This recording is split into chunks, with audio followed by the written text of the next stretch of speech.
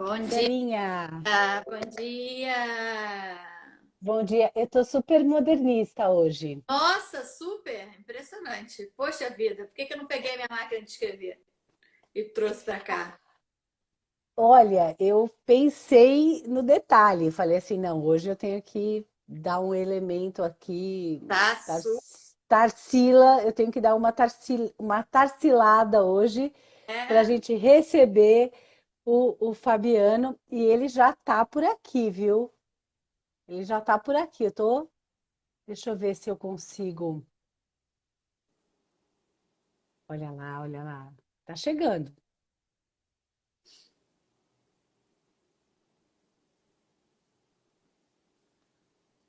Será, Fabiano, está recebendo aí a nosso convite? Pronto, pronto. Olá, Aê! bom Bom dia. dia! Seja muito bem-vindo. Nós estamos assim muito felizes de Que poder conversar com felicidade! você. Que gostoso. Que Bem, ótimo! Muito bom estar aqui. Bom, vocês falavam de máquina agora, ela está aqui, uma delas, né? gente. Olha a Ela máquina está aqui do lado, a linha 98. A lindíssima. gente, a gente se preparou para conversar com você. Isso. Inclusive, essa semana a Isabela fez um vídeo falando sobre o seu livro para todos os consultores que atuam no Brasil inteiro com os livros da Editora do Brasil, para que eles espalhem a notícia aí no meio digital com os professores, as professoras, para a leitura do seu livro, que é lindo, aliás, está começando muito bem. Olha que Essa, estreia, hein, Fabiano? e essa capa, né? Nossa, Especialíssimo. Luciano Tasso, fantástico trabalho. tá lindíssima Muito essa bom. capa, gente. Tão modernista, olha. Sim. Tá muito. Nasci em Aqui os 3 1922, olha imagens, só. né? Fabiano Moraes estreando lindamente com Nasci em 1922, gente, um livro que está especial não só pelo texto, mas pelas ilustrações e pelo projeto gráfico belíssimo, com essa, olha, essa máquina voadora aqui, Tá super tropicalista. Muito E riquíssimo. eu até inaugurei óculos novo hoje para falar com você, porque eu falei assim, gente, tem que dar uma coisa, pá, Tarsila hoje, né? Tem que dar uma coisa, um tom Tarsila. Então, Fabiano, a gente está super curiosa, assim, uma chuva de perguntas que a gente quer te fazer. Oba! Eu vou deixar até a Isabela começar, para ela poder também falar um pouco e você saber um pouquinho mais sobre o que a gente anda aprontando por aqui. E aí, enquanto isso, você vai dando essa relaxada aí. A gente aqui À fica, eu e vontade, por Penélope, favor. né, fazendo uma pensando sempre nessa relação do livro com a família e com a escola, né? E você trouxe um tema tão importante, né? Lembrando que ano que vem fazem 100 anos da Semana de Arte Moderna, assim, que é eu, assim, que sempre falo do ponto de vista da escola, né? Gente, alô, alô, professores e coordenadores, ano que vem não pode ser um ano comum, ano que vem tem que ser um ano de projeto, um ano para relembrar essa semana, um ano para se aprofundar nesses artistas e o seu livro cai como uma luva, né, para qualquer projeto literário e pedagógico sobre a semana de 22, né? Então, assim, eu aqui sempre pensando nos projetos de sala de aula, né? Como, e você, né, pedagogo também, que nem eu, então, colega de profissão, já que eu estou na sala de aula do Fundamental 1, então esse livro também cai como uma luva para minha sala de aula. E assim, eu queria começar te perguntando, Fabiano, como é escrever? Porque assim, pessoal que não sabe, né, que não conhece o livro, o Nasci em 1922 é escrito a partir da perspectiva da máquina de escrever do Mário de Andrade. E eu queria saber como é escrever a partir de uma outra perspectiva que não seja, né, um personagem ser humano e por que você escolheu isso para contar essa história, né? Por que a máquina que conta a história da semana de 22? Que na verdade não é só a máquina, é a máquina, é a pena, é a máquina fotográfica.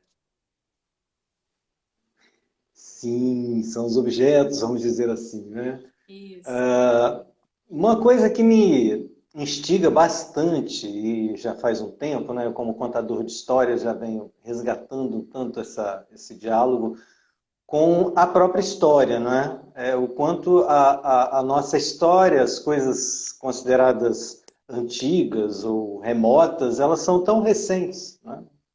E aí, então, quando eu olho para esses objetos, e foi o caso quando eu conheci, né, vamos dizer assim, soube da máquina Manuela, né, e vi que era uma máquina tão moderna, por exemplo, as características da máquina, né, os 14 recursos né, ou artifícios para que ela seja mais silenciosa, né? Ela era, de fato, muito moderna para a época e hoje ela é vista como antiga. Então, em primeiro lugar, assim, as coisas falam, né? Então, a fabulação, acho que ela transita por esse processo, claro, né? É o que fundamenta esse processo. A fabulação, o aspecto lúdico da linguagem, que eu sempre apreciei muito, e a ideia de olhar para um objeto e pensar o que ele tem para contar. E os objetos têm o que contar, né? Nós observamos ou criamos narrativas a partir das coisas, das imagens, das pessoas, dos ambientes, né?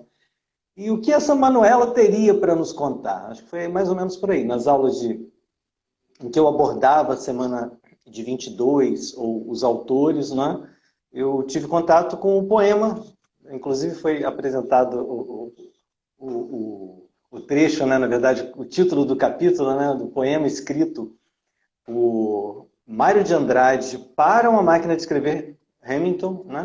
Então, como é que essa máquina de escrever ela lida com essa situação toda? Uma máquina que era produzida justamente nessa mesma época da Semana de Arte Moderna e foi parar nas mãos de quem? Do Mário de Andrade. Então, o que ela teria para contar? E ela existe ainda, de fato, nesse acervo. Então, começaram as investigações históricas. E sendo uma máquina moderna para a época e considerada antiga hoje, como a Semana de Arte Moderna, ela é moderna, né? Tendo sido, vamos dizer assim, realizada há 100 anos atrás, poderia dizer, eu pensei, essa máquina tem muito a dizer para nós sobre o que é a modernidade, o que é o modernismo e como é que nós podemos observar o nosso tempo olhando para as coisas que nos fundamentam ou fazem com que a gente pense ou faça ou produza arte do modo como nós fazemos hoje e sabendo que esse nosso momento é mais um momento e ao mesmo tempo é o presente, é o que nós temos para realizar e para viver nesse momento. Acho que passou bem por aí. Por esse olhar, ver, enxergar essas histórias nas coisas, né? em cada É bacana, objeto sabe também. o que eu fiquei pensando quando eu estava lendo o seu livro? Que dá um excelente exercício para os alunos em sala de aula escrever uma história pela perspectiva de um objeto, reescrever a história da Branca de Neve a partir da perspectiva da maçã, reescrever o Peter Pan pela perspectiva da árvore, né? Como é interessante a gente trocar de lado, né? A gente percorrer outros, estar em outros lugares, né? E eu fiquei curiosa com uma coisa. Você já viu Manuela ao vivo? Eu teria visto, não fosse a pandemia. Ah! O, o livro foi escrito antes da pandemia. Então, começou como um conto, quase uma carta de Manuela, né?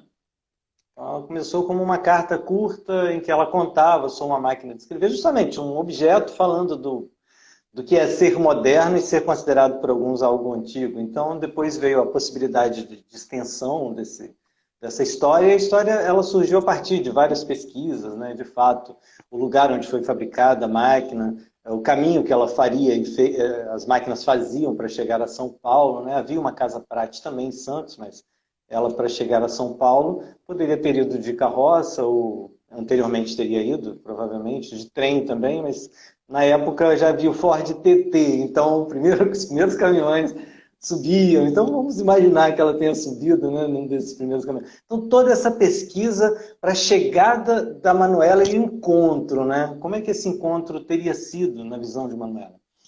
Ela, ao Olha, mesmo tempo, tem esse tempo todo de vida, então ela vai lembrando e invertendo um pouco e fazendo a fabulação dela também. Né?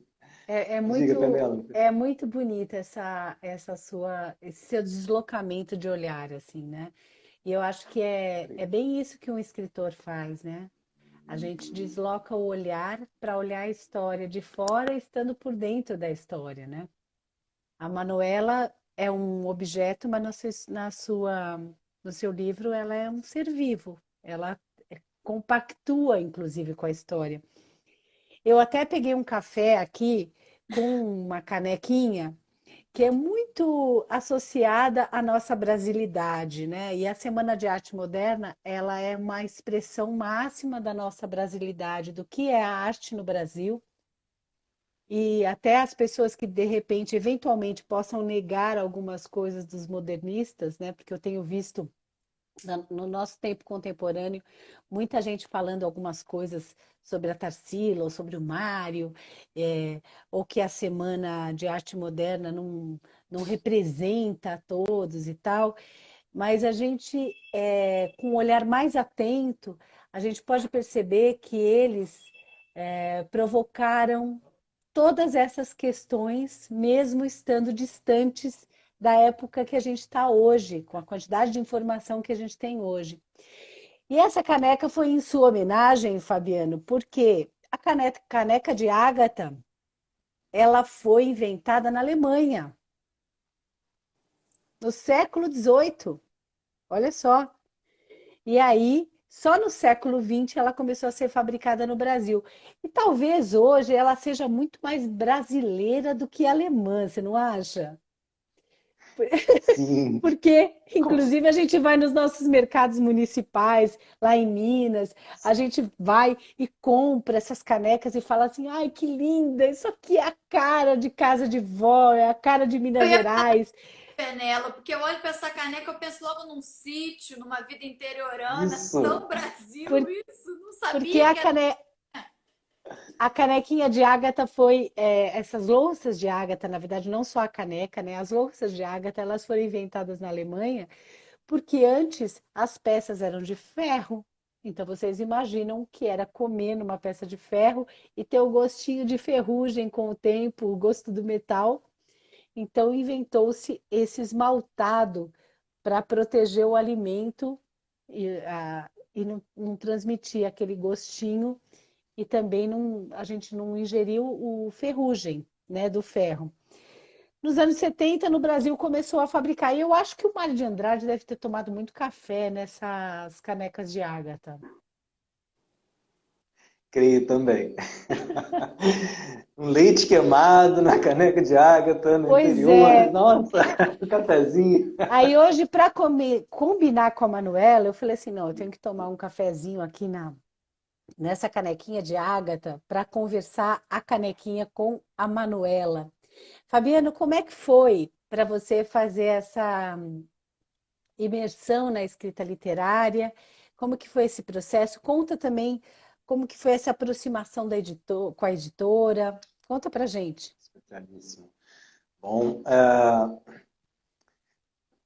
o processo de escrita, de fato, dessa história, como eu disse, começou com uma carta, um conto curto da própria Manuela. E aí, a questão da fabulação, né, dos objetos, como, por exemplo, a maçã, né, contar a perspectiva, né, isso já se faz presente no próprio olhar modernista de Mário de Andrade. Né? Ele coloca nome nas coisas, né? O nome da Manuela, a Kodak, né? Com C-O-D-A-Q-U-E, né? Que ele, de alguma forma, coloca o Apropria. mistério, exatamente, né? Do modo antropofágico, né?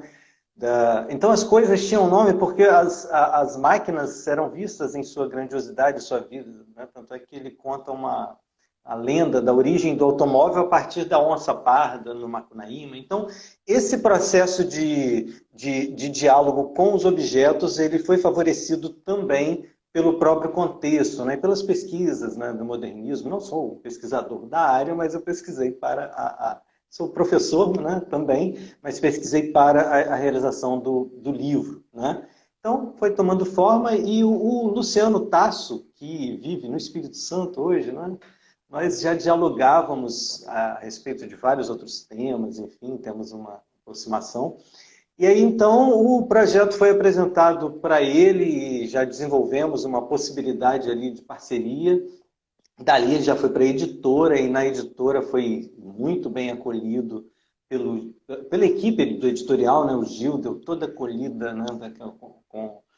Com a sua batuta, né? Fez toda a sinfonia tocar, né? O Paulo, a Aline, então, claro, né? Toda uma equipe, e aí a acolhida e o extremo profissionalismo, né? As sugestões, ao mesmo tempo, todo o diálogo promovido fez com que esse trabalho ficasse assim, fantástico, acho que não tem outra Você, palavra. Então foi assim, você, muito você bacana. experimentou no Fazer um Livro uma coisa bem parecida, então, com o movimento modernista, né? É um grupo mesmo, né? Junta um monte de gente para fazer um livro, né, Exato. Fabiana? É necessário. Não, não é uma coisa que se faz só. A gente olha para o autor, mas enfim. Inclusive as vozes anteriores, né? Quando você trouxe aí a questão da semana de 22, não é? Por mais que as vozes possam, por exemplo, questionar ou trazer uma série de questionamentos que vários deles são extremamente plausíveis e todos são importantes, né? Ao mesmo tempo, é em torno dela que tudo isso se constrói. Ou É isso seja, mesmo. esse marco, por mais que houvesse uma série de outras manifestações no carnaval, nas revistas, em outros estados, né? E o modernismo ele já estava presente, de algum modo, esse momento, né, que o próprio Mário de Andrade faz uma releitura 20 anos depois, no seu é, uma conferência, né, que ele fez no Rio de Janeiro, né, no Ministério de Relações Exteriores, agora me fugiu o nome, e do manifesto, da conferência, né? Mas ele faz essa releitura, inclusive autocrítica, não é? Então eu acho que todo até mesmo esse questionamento, ele vem em torno dessa data. É uma data também referenciada fora do Brasil, né? Nós temos hoje vários outros países, por exemplo, em Portugal já se volta para o marco da Semana de Arte Moderna, para trazer no ano que vem enfim, uma série de estudos ou de ciclos, né, para conversar sobre isso. Isso Então, é muito importante, né, Isabela, o que a Fabiana acabou de falar, a gente pode até lançar um olhar crítico, mas o olhar crítico ele precisa ser lançado para algo que aconteceu, que foi executado, né? E isso já é um ponto de partida para um monte de outras conversas. É para a Essa, gente essa é a releitura, ela só existe se existir um leitura. objeto a ser lido. É, Primeiramente, é verdade. a gente só pode criticar aquilo que a gente conhece, né? Então é importante também. A gente precisa, pelo menos, apresentar, porque os alunos eles falam, né? Eles sabem da existência da Tarsila. Estou falando assim dos pequenos. A Tarsila, ela é muito, muito conhecida por eles. O Mário um pouco menos, o Oswald menos ainda, a Anitta. O Portinari também já é mais famoso. Então, assim, apresentar e trazer essa discussão e fazer relações com outras obras contemporâneas. Isso é muito importante também. Aquilo que a gente sempre fala, né, Penélope, da literatura, né? O que tem de modernismo numa obra contemporânea? Ó, tá vendo esse livro aqui que você tá lendo? Isso é uma referência a uma obra antiga, que, né, de um autor lá da semana de 22, ou um pintor, enfim. E eu fiquei pensando, sabe, porque assim, o seu livro ele traz vários pontos assim interessantes. Agora, um dos pontos que me chamou a atenção foi a questão da amizade do Mário com o Manuel Bandeira. E acho que achei super bonito também. e da relação dele com o Portinari. Então, assim, você também fala, né? A Manuela, no caso, né? A Manuela Kodai. É a Manuela. A É, porque Manuela. A Manuela escreveu muitas cartas, gente. Nossa, muitas cartas pro Mário, né? Assim, pro Manuel Bandeira. E, assim, você vai falando também da relação entre eles. Então, é muito interessante a gente ver, assim, que foi o Portinari que acolheu, né? Mário de Andrade. E que da relação dele com o Manuel. Você pesquisou, como é que você fez esse trabalho de imersão na vida do Mário, na relação dele com. Eu fiquei muito surpresa, não sabia dessa amizade dele com o Portinari. Enfim, como é que foi seu trabalho de pesquisa? Foi, bom, como eu digo, tudo partiu da Manuela. Como a Manuela poderia ter esse olhar? É claro, né? Ela traz a perspectiva dela. Nós sabemos que em alguns momentos ela não poderia estar com o Mário em determinado lugar, mas, segundo ela, as coisas aconteceram assim, né? Mas para o Rio de Janeiro, ela de fato, né?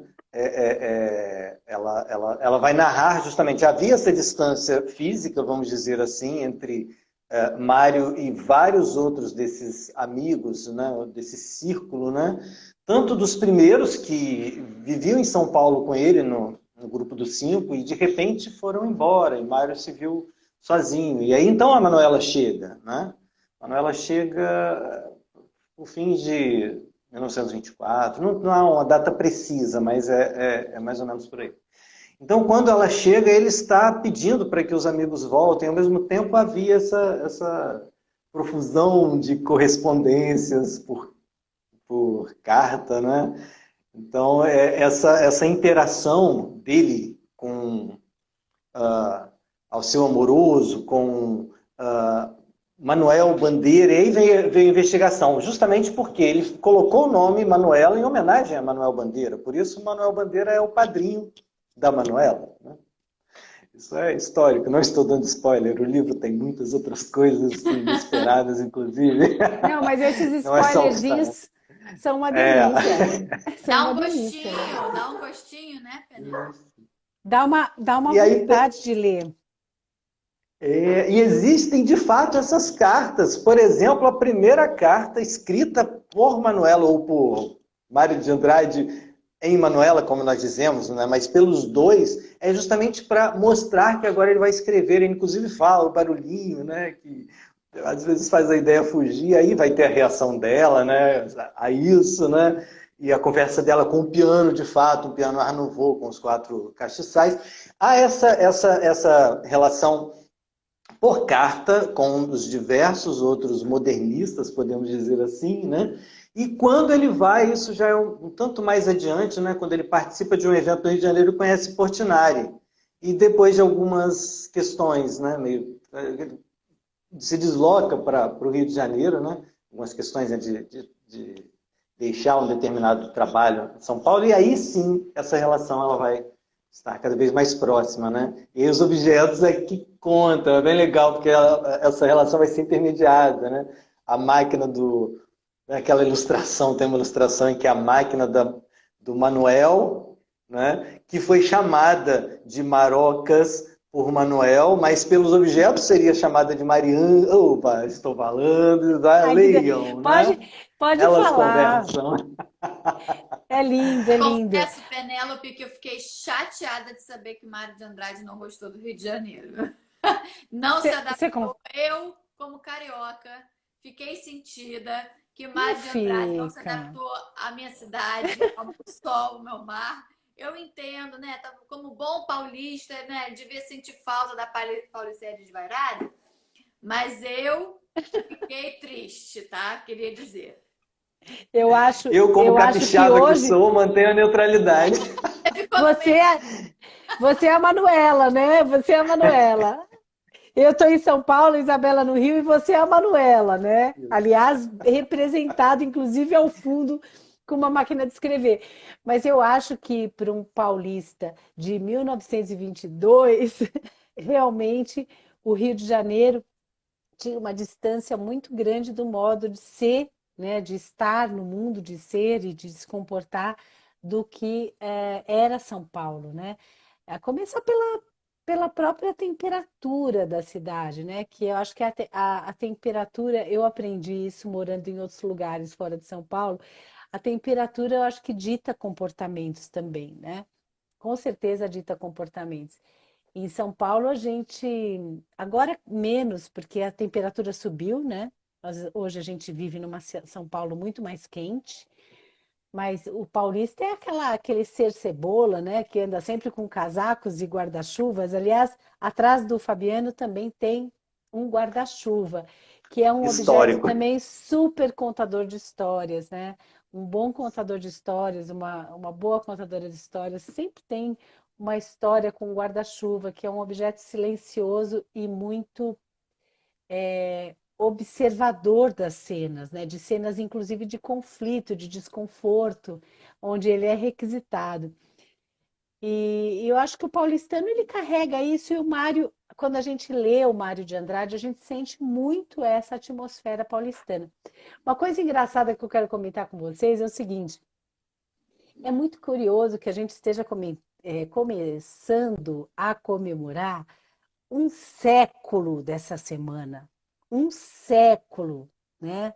Um século da semana de 22. Eu nasci em 73 e eu, menina na escola, Mário de Andrade, para mim, não era uma coisa velha, não. Era uma coisa ainda bem moderna. Então, quando eu olho para trás, nessa visão meio de Manuela, quando eu olho para trás e penso na leitura que eu fiz naquela época, e no que hoje eu estou vivendo, de dizer assim, nossa, eu sou um ser intermediário entre 1922 e 2022, um século depois. É como se eu estivesse vivendo um século. E eu acho que o seu livro ele traz essa, essa perspectiva, sabe, de deslocamento no tempo, sabe, Fabiano? O quanto que o tempo ele também se relativiza, né? Porque às vezes a gente está no meio do tempo, né? E a gente pode olhar para o passado que não é tão longe e olha para o futuro. É claro que para quem tem 15 anos hoje, 1922 pode parecer bem velho. Agora, para nós, especialmente, não é tão velho assim, não é? Sim, até porque eu cheguei exatamente no meio do caminho. Em 1972, na ocasião da comemoração dos 50 anos da Semana de Arte Moderna, eu nascia, né? Então, de fato, também vivenciei essa relação ainda, né? Com, por exemplo, com a máquina de escrever, era algo extremamente presente, né? Era bem presente. Algumas coisas até já vinham, né? Que na época de Mário de Andrade, talvez, né, podemos dizer que eram contemporâneas, como o bonde, já estavam, eram algo um tanto mais raro, né? Talvez quando você vai passear em determinado lugar, você anda de bonde e fala, oh, estou voltando ao passado. Já naquela época, há 50 anos atrás. Então, essa transição, esses passos, isso é bem interessante, né?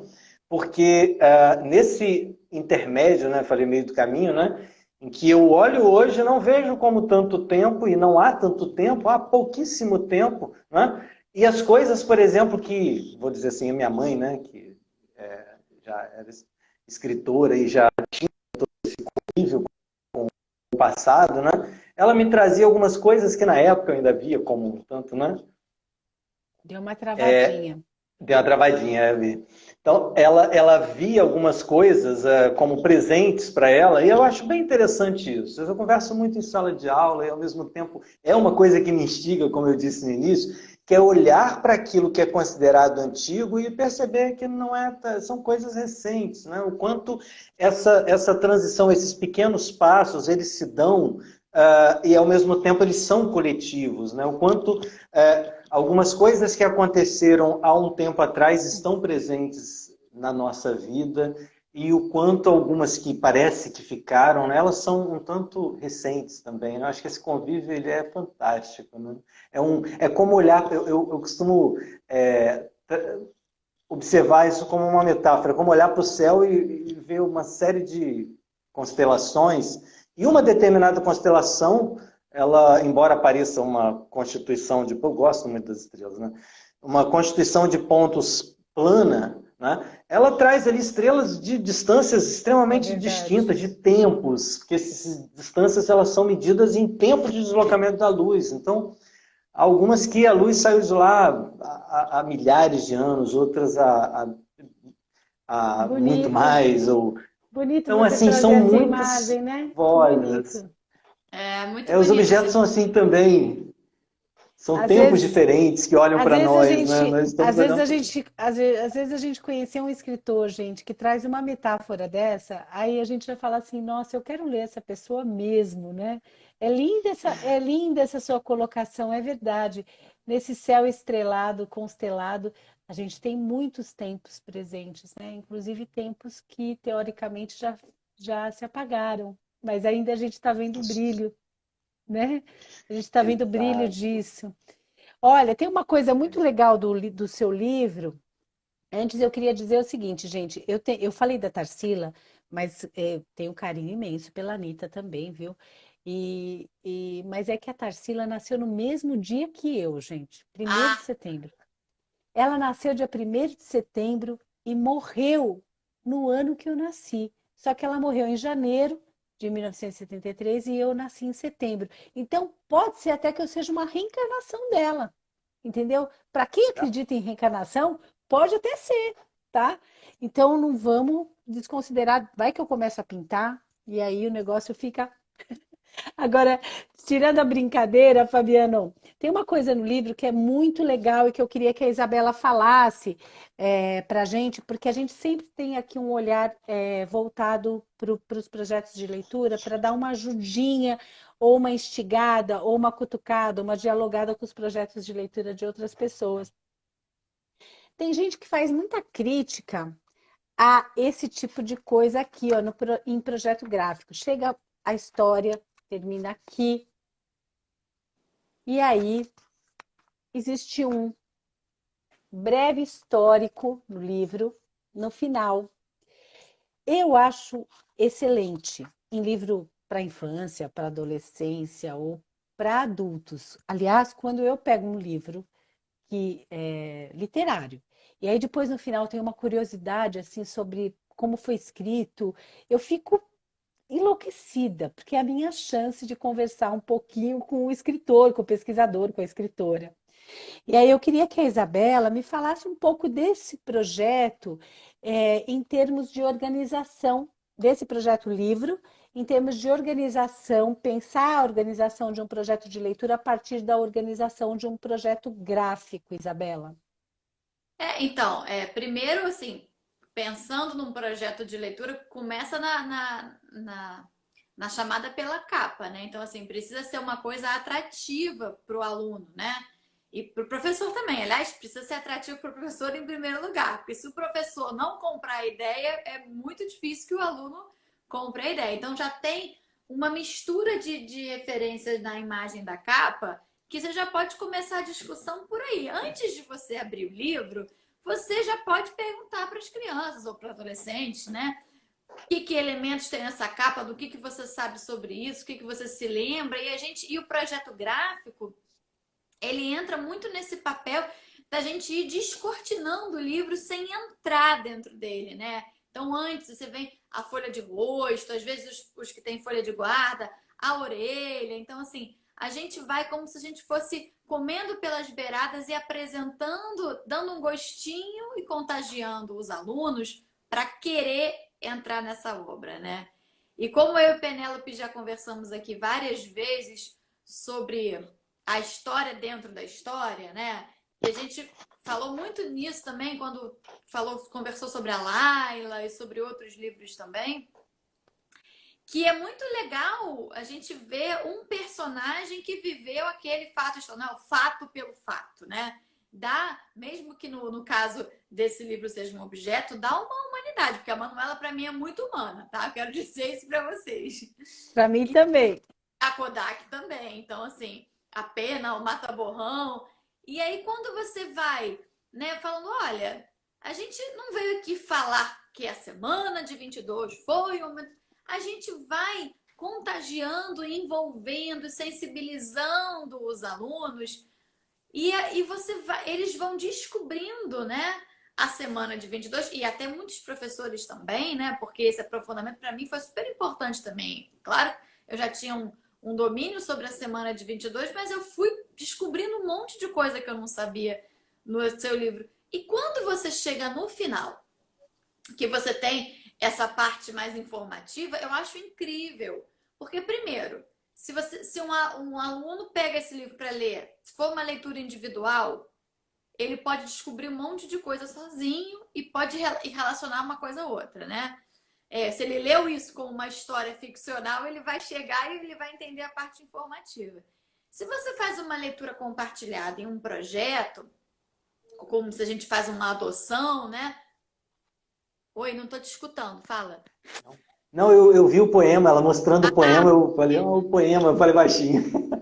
Pois é, então, essa mistura de linguagens, essa mistura de gêneros literais, então, a poesia com o texto narrativo, com o texto informativo, é muito importante, né, para a gente pensar o estudo da língua portuguesa e da literatura como um todo, né? E a gente ainda junta com a história, com a arte visual. Então, assim, esse livro dá um projeto completo, né? Então, eu acho muito interessante quando você traz várias linguagens dentro de uma mesma obra, e essa parte informativa, ela vai situar, ela vai ajudar a organizar várias coisas na cabeça do aluno e do professor também.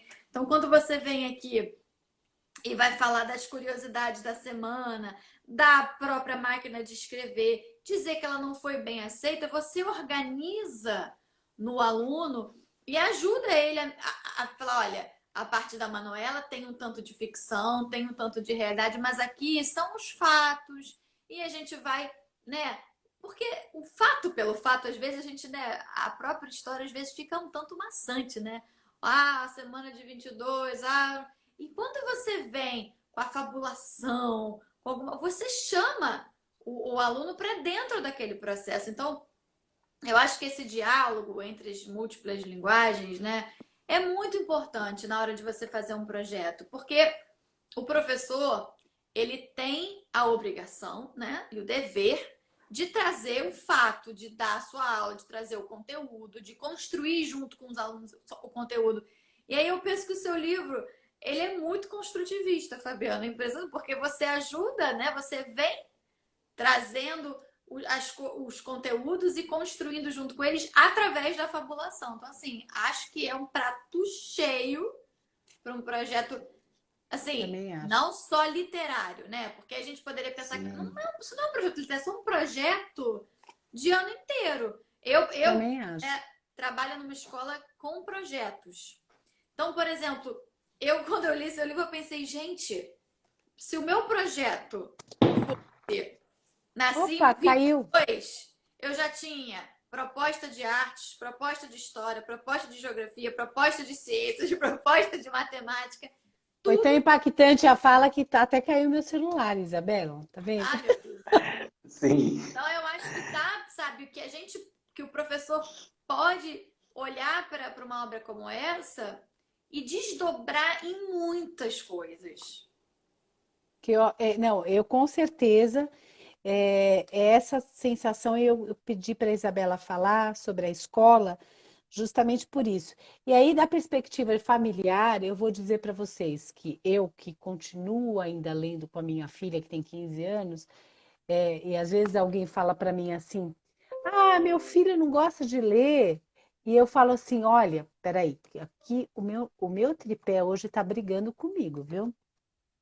Eu falo, gente, vocês Os leem... objetos ganhando vida, modernismo, né? O modernismo super... é isso. Eu preciso dar um nome para esse tripé. É um nome.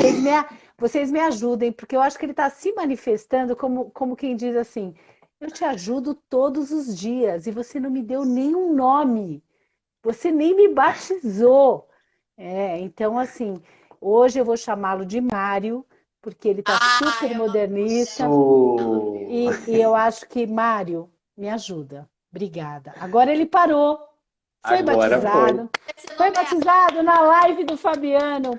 O tripé. Que maravilha. O tripé, Mário. Agora, da perspectiva da leitura em casa, Fabiano, eu gostaria de deixar esse convite para as pessoas que assistirem essa live maluca, que até os celulares caem, é, que ler junto é uma delícia, é uma antropofagia imensa. Você pegar e ir comendo as reações do outro.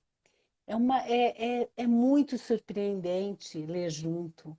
É, da- das memórias afetivas, talvez seja uma das mais preciosas, você contar uma história ou você ler algo com alguém e ver a pessoa sorrir, ver a pessoa se emocionar e automaticamente você, mastigando aquela emoção da pessoa, você despertar suas emoções, né?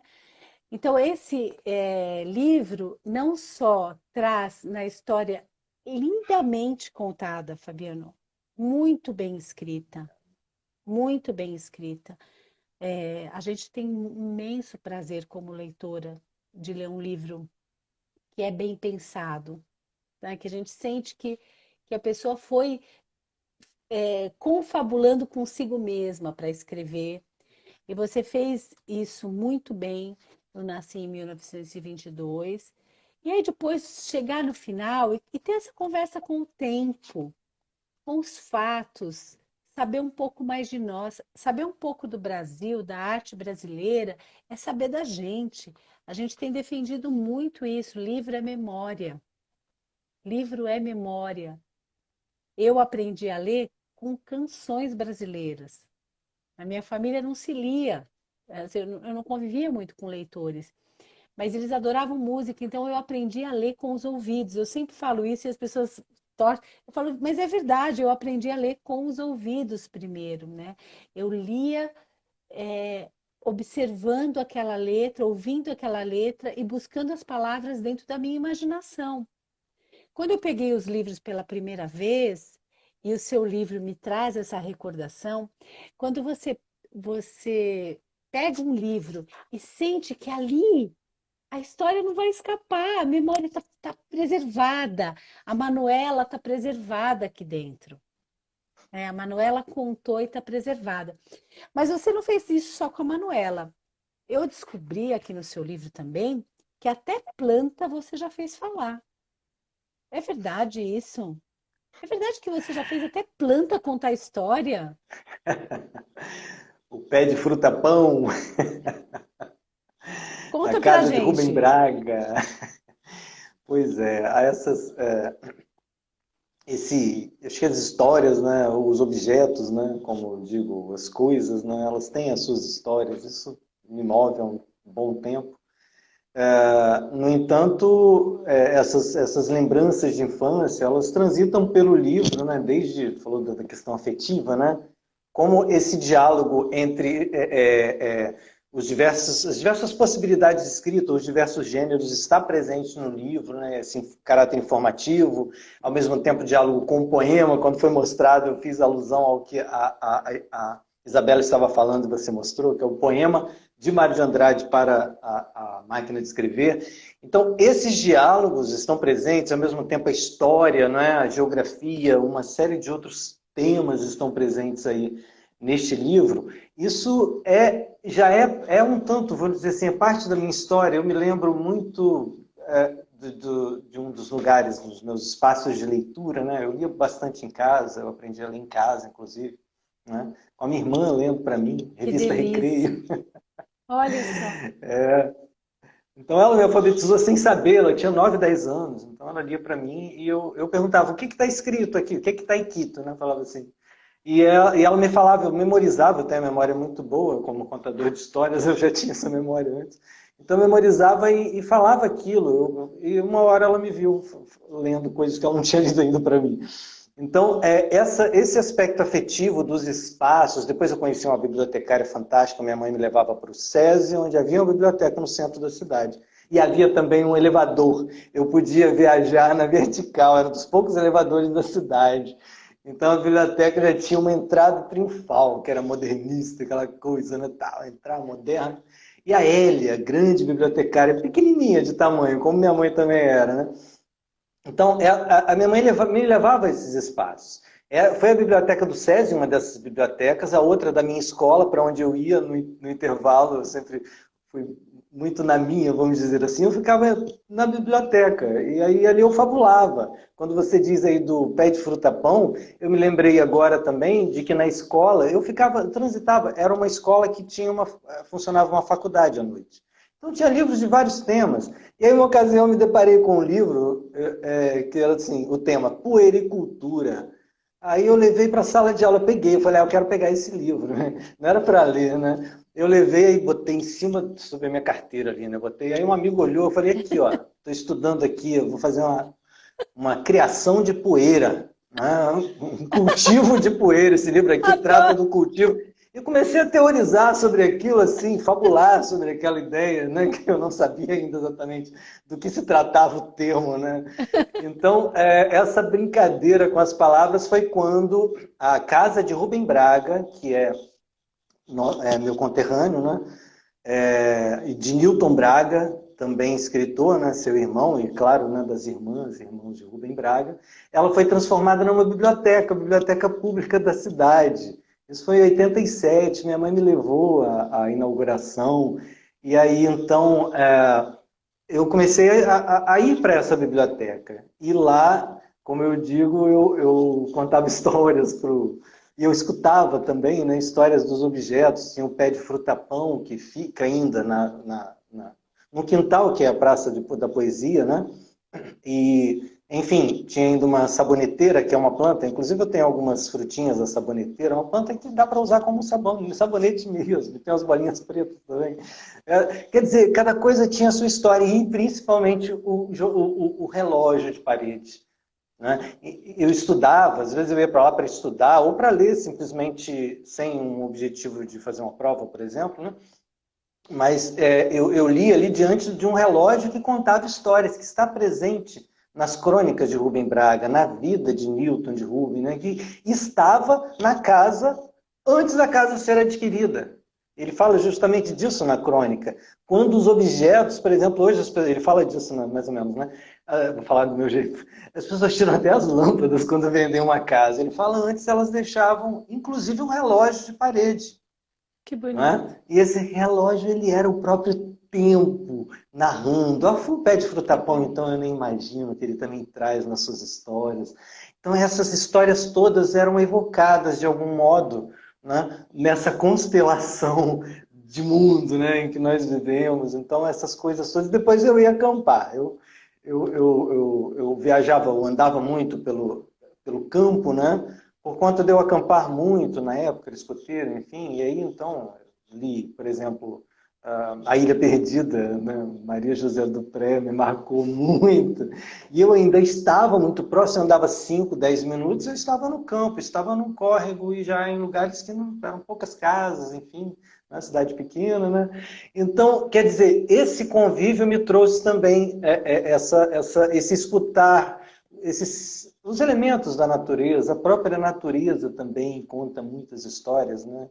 Então, eu acho que essa fabulação, ela parte dessas nossas vivências que são afetivas, né? Sim. Desde a minha irmã lendo, ela me contou isso porque eu tinha 3 anos quando eu Como que é o comecei a nome ler, né? dela? Como é o nome dela? Kátia, querida, Ai, Kátia, Kátia. um beijo. Que delícia Ela, de ela, memória. Que delícia, né, Isabela, de memória? Delícia mesmo. ela, Ela lia a revista Recreio, ela fala que eu gostava muito do Bicho Engolidor, né? O Bicho Engolidor, e encontrei essa revista, o Bicho Engolidor, né? Do Joel Rufino. Então, quer dizer, é um bicho que no final ele engole a si mesmo, né? Então, falam tanto dessa antropofagia também, de todas essas máquinas, né? Essa viagem no tempo, uma coisa de física quântica. Então, eu penso que essas diversas leituras, essas várias vozes estão presentes na Manuela. São muitas pessoas assim, fazendo com que esse livro esteja aqui hoje. Então, eu penso que todas essas pessoas estão aqui nesse momento. Né? Olha, o Fabiano, a gente hoje fez uma. Geralmente, nas lives não cai o celular, tá? Eu quero deixar isso consignado aqui na fala de hoje, que geralmente não cai. Caiu hoje com você, porque você caiu todas as estrelas mesmo, com aquelas com essas metáforas que você trouxe, com a história do relógio, coisa mais linda. A gente realmente está diante de uma estreia que a gente espera que tenham muitos outros livros partindo aí dessa sua cabecinha de contador de histórias. A gente espera realmente que você conte muitos relógios, muitas campainhas, cigarras de apartamento, que você conte muitos ladrilhos, que você conte muitas cidades e pés de frutapão, porque realmente a sua fala é inspiradora, né? Você é um prosador, poeta da melhor qualidade e foi uma alegria para a gente muito grande fazer parte dessa turma, dessa turma de 22, do 22 que virá ano que vem, para celebrar com você o nascimento do seu livro, que está belíssimo, né, Isabela? Tá, maravilhoso. Tá mesmo. E Parabéns. a gente está super feliz e a gente espera estar com você.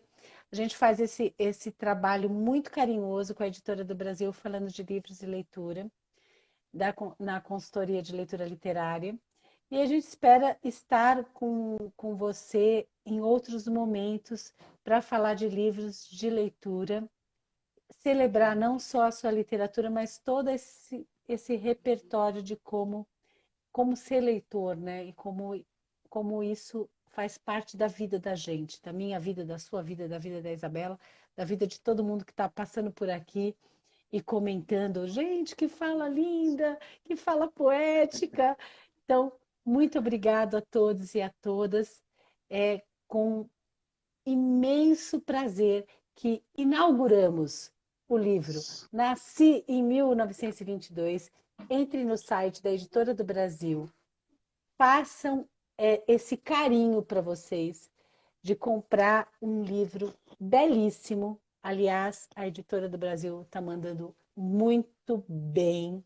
Então, se eu fosse vocês, eu aproveitava e dava uma conferida nos outros títulos, mas vocês não podem entrar em 2022 sem se preparar com essa preciosidade aqui que o Fabiano e o Luciano Tarso fizeram em dupla, e o editorial da Editora do Brasil acho que deu chave de ouro nesse projeto gráfico aqui. Então, fica a dica. Muito obrigada, Fabiano, Isabela. Obrigada, Uma Fabiano. boa, Obrigado espetacular vocês, sexta-feira. obrigado. Bom, Penélope Isabela, foi especialíssimo, obrigada, obrigado. pessoal. Editora do Brasil. Bom dia. Tá bom? Um beijo Beijo. para Ó, vocês e Tchau. até a próxima. Até a até próxima. a próxima.